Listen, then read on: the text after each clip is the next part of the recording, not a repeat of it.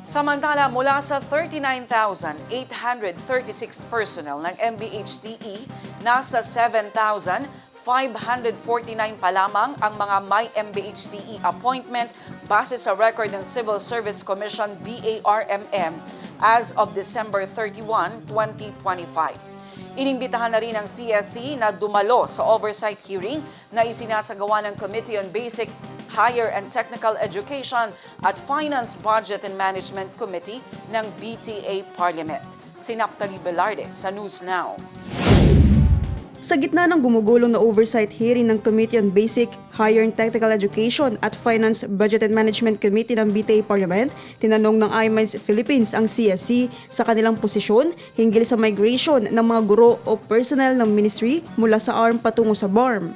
The Civil Service Commission had always been assessorial in our engagement with DMOAs as well as LGUs, GOCCs under our jurisdiction. So as far as we are concerned, we have been providing assistance to these agencies, specifically MBHTE. So dahil sinusunod po natin rin yung BOL, so ang stand po natin ay sundin yung mandato ng batas na yun. So kailangan magkaroon po ng transition, kailangan maprotektahan yung karapatan ng mga empleyado at siguraduhin na hindi malalagay sa alanganin ang security of tenure nila. Sa tanong kung may epekto ba ang matagal na pagkaantala ng migration sa security of tenure, mga plantilla position, salary standardization, oportunidad sa promosyon, retirement benefits at iba pang karapatan ng mga kawani na ginagarantiya ng konstitusyon at umiiral ng mga batas sa civil service, ito ang pahayag ng CSC. Yes po, any kind of delay talagang may epekto yan sa isang empleyado, no? Yung kanilang karapatan para ma-promote, yung kanilang as well as benefits nila or other personal action, nandiyan rin yung retirement. So hanggang hindi nila hawak-hawak yung official document na na-transition na sila o na-migrate, siyempre nandun yung agam-agam sa isip nila. Kami ba ay mapoprotektahan ba ng batas habang wala pa po yung aming appointment. But we all know na may under MBHT yung appointment nila or hindi, may security of tenure sila. Yun ang pinoprotektahan po. Tinanong ng news team ang CSC kung maaari bang magsampa ng administrative o legal na remedyo ang mga apektadong kawani kung ang matagal na non-migration ay nagdulot ng pagkawala ng benepisyo, pagkaantala ng promosyon, pagkaabala ng career progression o iba pang anyo ng pinsala at ano ang remedyo na maaaring gamitin sa ilalim ng mga batas at regulasyon ng civil service.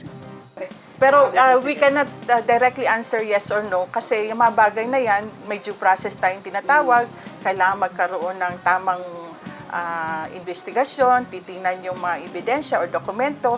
Maaring may mga ginawa silang actions during their time pero marami rin silang na-encounter na mga challenges. So nasa ahensya po yun. At ang commission ay hanggang doon lang po kami sa kapag nakarating ang appointment for attestation ng CSC. Paano nga ba tinitiyak ng CSC ang mga empleyadong nasa transition pa rin ay napoprotektahan laban sa posibleng paglabag sa kanilang karapatan sa security of tenure at equal protection of the law na ginagarantiyahan ng konstitusyon? Of course, no, it's the mandate of the Civil Service Commission, no, to really enforce that constitutional provision of meritocracy, and of course yung security of tenure. So the Civil Service Commission is there, again, to assist itong ating mga kasamahang empleyado dito sa BARM na they are secured. They are secured as long as they behave and as long as they will perform. And kaagapay palagi nila yung Civil Service Commission. Sa datos ng Civil Service Commission, mula sa 39,836 personnel ng MBHTE, nasa 7,549 pa lamang ang may MBHTE appointment-based record ng Civil Service Commission BARM as of December 31, 2025. Yung na-issuean ng appointment, yung binabanggit ko dito na 7,549, issued na ito under MBHTE.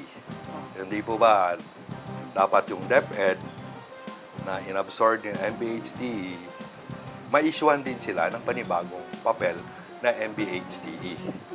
Pero sa pagkakalam naman namin, ginagawa na rin yun ng paraan, may nagawa na.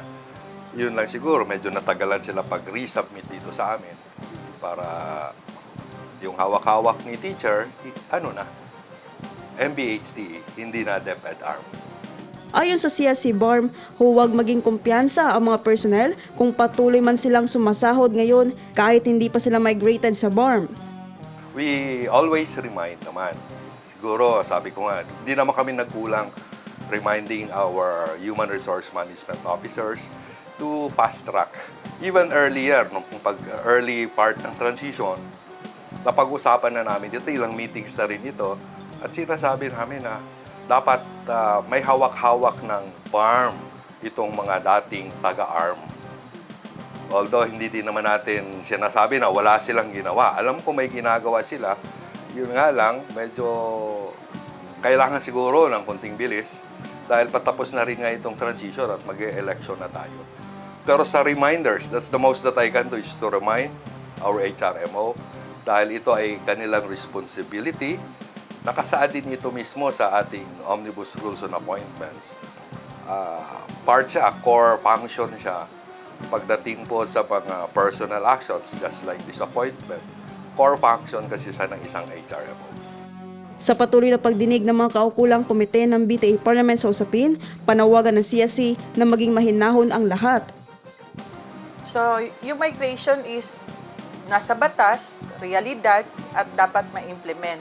So, kung nagkaroon man ng delay, ang sa atin ngayon ay moving forward at nakikita naman natin sa BTA na ginagawa nila. Even the MBHTE, pag nag-explain sila, no, sinasabi rin ng HR nila na may mga ginawa silang mga activities or mga meetings.